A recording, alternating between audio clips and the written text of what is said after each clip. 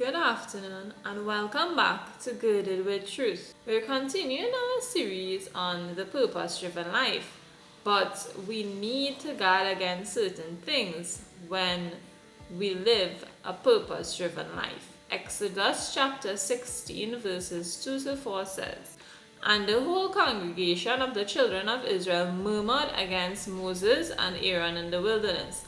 And the children of Israel said unto them, Would to God we have died by the hand of the Lord in the land of Egypt, when we sat by the flesh pots, and when we did eat bread to the full? For ye have brought us forth into the wilderness to kill this whole assembly with hunger. Then said the Lord unto Moses, Behold, I will rain bread from heaven for you, and the people shall go out and gather a certain rate every day, that I may prove them whether they will walk in my law or no." So the Lord brought the children of Israel out of Egypt, and they continued to murmur. But the Lord said, okay, they're murmuring, I will test them. I will try them to see if they will walk in my way. Now, we will see the things that murmuring is associated with later on. But God is saying, okay, I'll give them an opportunity to prove themselves, to see if they just murmur with their lips or if their heart is really set to murmur against me. So the Lord went about proving the Israelites while they were in the wilderness. Which brings us to Numbers chapter 14 verses 27 to 30. And it says, "How long shall I bear this evil congregation which murmur against me? I have heard the murmurings of the children of Israel which they murmur against me. Say unto them, As truly as I live, saith the Lord, as ye have spoken in mine ears, so will I do to you. Your carcasses shall fall in this wilderness, and all that were numbered of you according to your whole number from 20 years old and upward, which have murmured against me. Doubtless ye shall not come into the land concerning which I swear to make you dwell therein, save Caleb the son of Jephunneh, and Joshua the son of Nun." So here, God is associating murmuring with evil because they murmur at Him in their hearts. They think that God has brought them there to kill them, but He did not. Why would God deliver you just to kill you? That makes no sense, right? But they were so busy murmuring in their heart that they failed to recognize the goodness of the Lord. The Lord had delivered them to this place. It was kind of an in-between place. They weren't where they used to be, but they aren't where they are supposed to be. So it's that in-between place that you really have to hone in on your gratitude, and you really have to bring out your reverence towards God, because it is in these moments where you are tried that it proves your character and it shows who you really are. It shows what you really have in your heart. So because of their murmuring, because they took this position to murmur and complain against God, they would not inherit their part in the promised land. So God is saying none of this generation will enter into the promised land except Joshua and Caleb. Why? Because they, against all odds, believed God and did not murmur against God. Numbers chapter 16 verses 41 to 42 says, "But on the morrow all the congregation of the children of Israel murmured against Moses and against Aaron, saying, You have killed the people of the Lord. And it came to pass, when the congregation was gathered against Moses and Aaron, that they looked toward the tabernacle of the congregation, and behold, the cloud covered it, and the glory of the Lord appeared." So the people continued to murmur and say, "You killed the people of the Lord." So they are saying, "We are God's children, and you kill us." But God, hearing this, decided he would come down.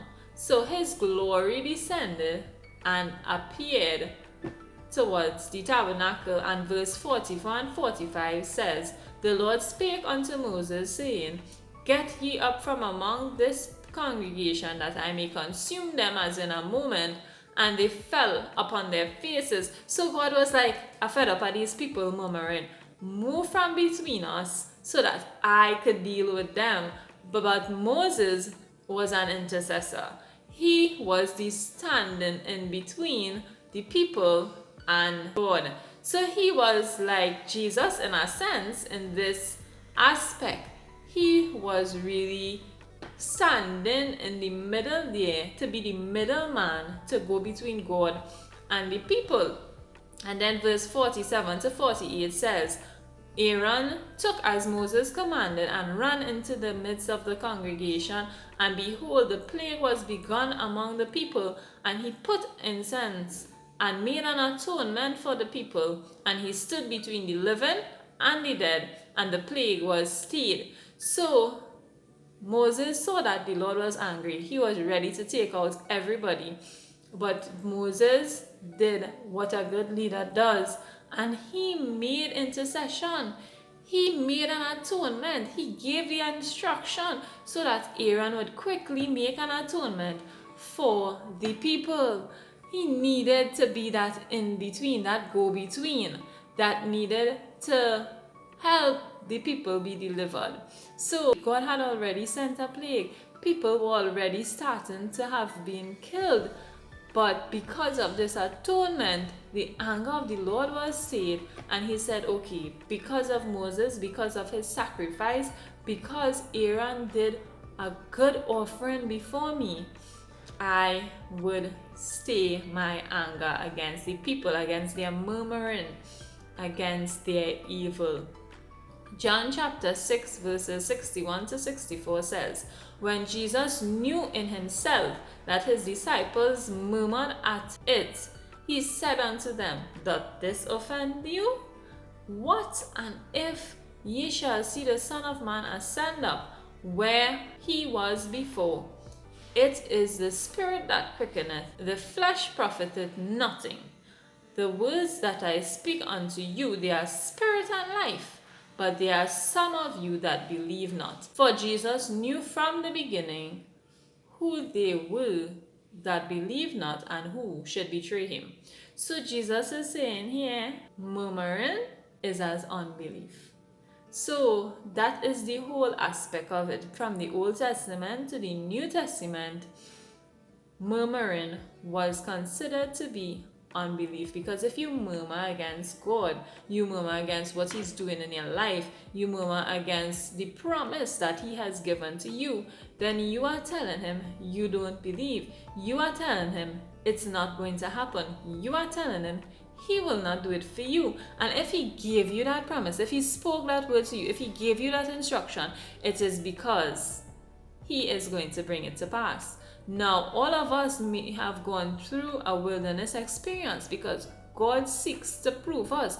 God needs to know if we can handle this blessing. He needs to put us through the process to ensure that the blessing does not kill us, to ensure that we are ready to handle the blessing. So he's proving us. He is bringing us to the place where we are mature enough to handle what he's ready to pour out into our lives. But we cannot do that by murmuring. We have to go from the aspect of gratitude. We have to go from the aspect of thankfulness. We have to give God reverence in order to enter into this.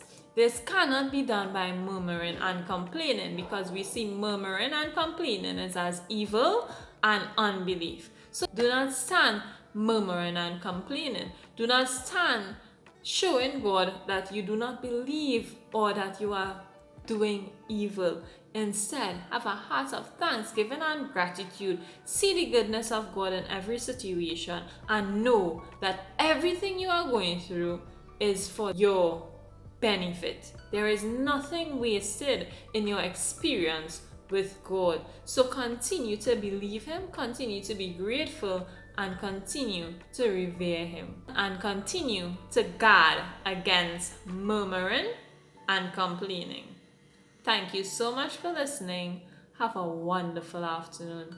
Bye.